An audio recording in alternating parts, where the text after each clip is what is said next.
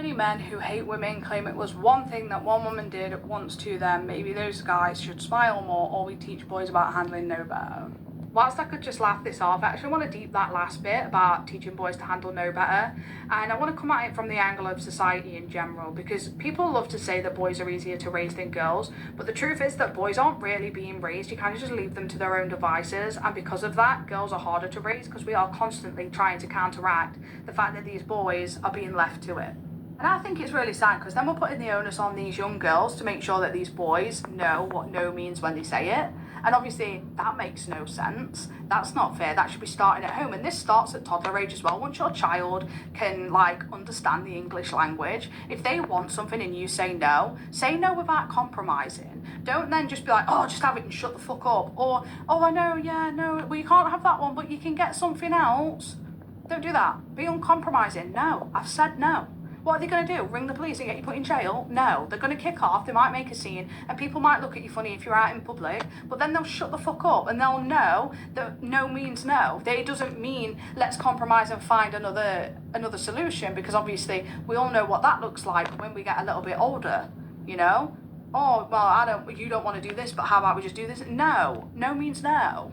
And then those same boys grow up to be men that do not know how to respect people's boundaries. And because they're not respecting people's boundaries, people don't want to be friends with them anymore. People don't want to be their girlfriend anymore. And especially at this day and age when we've started talking about what boundaries are and how people should be respecting them, like, these people are then going to find themselves isolated and lonely and looking for community. And the Red Pill movement just happens to be a really good place to find community, especially in men, if you know, you're bonding over this idea of not knowing how to take no for an answer. And you could go further with it. Do you know what I mean? Talking about the fact that we tell men that they have an advantage for being male in a patriarchal society, and then they're like, well, no, because I was turned down for a job once, even though I was less qualified than the woman who went for it, and she got a job, so that means that actually women are actually got a privilege in this society. Or, you know, this girl said no even though I bought her a coffee and I got her a nice cookie, and she still said no to a date to me, so actually I don't have privileges in this society. It's stupid,